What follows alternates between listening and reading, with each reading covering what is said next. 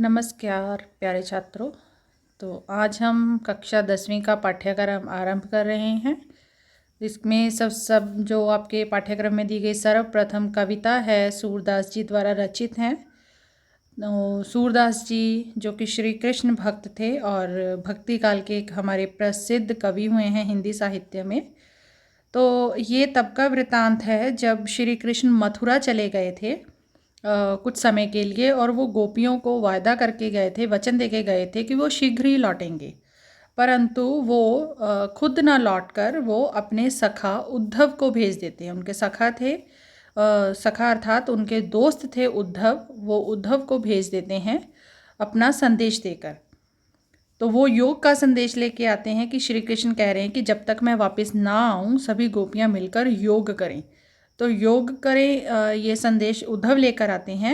और योग का संदेश गोपियों को बिल्कुल अच्छा नहीं लगता। क्यों? क्योंकि श्री कृष्ण के लिए उनके मन में असीम प्रेम था। वो पहले से ही श्री कृष्ण को अपना सब कुछ मान चुकी थी। तो अब श्री कृष्ण का ध्यान हटा के योग करना। अब योग या मेडिटेशन बेटा हम कब करते हैं? जब हमने अपने मन को एकाग्र करना हो, है ना। हमारा मन इधर उधर भटक रहा हो, घूम रहा हो, तब हम मेडिटेशन करते हैं। परंतु जो गोपियाँ थी वो तो पहले से ही श्री कृष्ण को अपना सब कुछ मान चुकी थी। उनका मन जो था वो श्री कृष्ण के प्रेम में लीन था, उनकी भक्ति में लीन था। तो ऐसे समय में उनको जो ये योग का संदेश है ये बिल्कुल भी भाता नहीं है, अच्छा नहीं लगता है। तो जब वो श्री कृष्ण का संदेश लेकर उद्धव गोपियों के पास आते हैं तो हम देखते हैं कि प्रथम पद में उनके बीच में क्या बात होती है, उद्धव और गोपियों के बीच।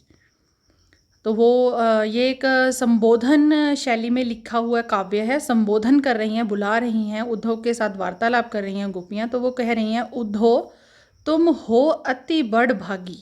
तो यहाँ पर बेटा बड़ भागी मतलब बड़े भाग्य वाला, अर्थात किस्मत वाला।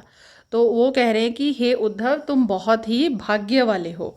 बड़ भागी अर्थात बड़ी किस्मत वाले या बड़े भाग्य वाले, जिसको हम भाग्यवान भी कहते हैं।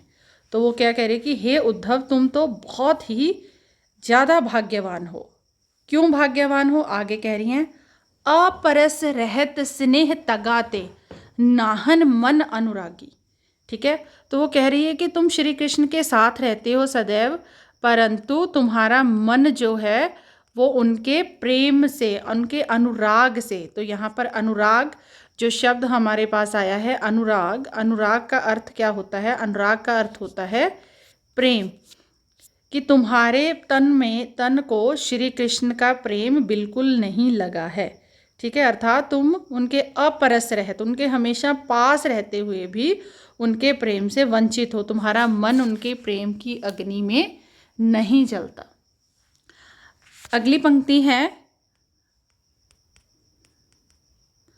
पुरैन पात रहत जल भीतर तारस देह न दागी। वो आके क्या कह रही हैं? आगे उदाहरण देके समझा रही हैं, उनको कटाक्ष कर रही हैं, व्यंग कर रही हैं, क्योंकि वो हमेशा श्री कृष्ण के साथ रहते हैं। तो वो क्या कह रही हैं? अपरस रहत स्नेह तगाते, सॉरी, पुरैन पात रहत जल भीतर। पुरैन पात, पुरैन मीन्स कमल। तो पुरैन होता है कमल, पात होता है पत्ता। ठीक है। कि कमल का जो पत्ता है रहत जल भीतर, जल के भीतर रहता है। ठीक है। आपने सबने कमल का फूल देखा होगा, देखते हैं कि वो पानी में खिलता है, जल में खिलता है। ठीक है। तो वो कह रहे कि पुरैन पात रहत जल भीतर, की जो कमल का पत्ता होता है वो जल के भीतर रहता है। तारस देह न दागी, परंतु उसकी देह पर, किसकी देह पर? कमल के पत्ते की, मतलब कमल के पत्ते के ऊपर वो जल में रहता है, फिर भी तारस देह न दागी। रस मतलब पानी, पानी की एक बूंद उसकी देह पर नहीं ठहरती। अर्थात जल में रहते हुए भी जो उसके पत्ते होते हैं वो पानी में नहीं डूबते या गीले नहीं होते। ज्यों जल माह तेल की गागर बूंद ना ताको लागी। वो कहते हैं जैसे ज्यों जल माह तेल की गागर, जैसे जल में तेल की गागर हो, तेल का घड़ा हम डाल दें, बूंद ना ताको लागे। तो हम देखते हैं कि तेल और जल जो है आपस में नहीं मिलते हैं, वो अलग अलग रहते हैं। ठीक है।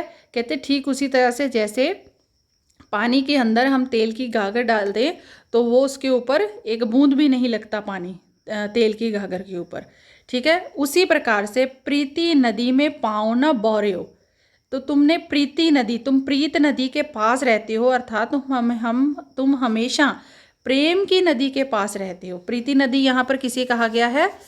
श्री कृष्ण जी को कहा गया है, ठीक है। प्रेम नदी में पाँव न बौर्यो, कि तुमने तो अपने पैर प्रेम की नदी, तुम हमेशा प्रेम की नदी के पास रहते हो, फिर भी जो तुमने अपने पाँव हैं उसमें गीले नहीं किए हैं। प्रेम नदी में पाँव, पाँव मीन्स पाँव, न बौर्यो, डुबोए नहीं है तुमने अपने पैर।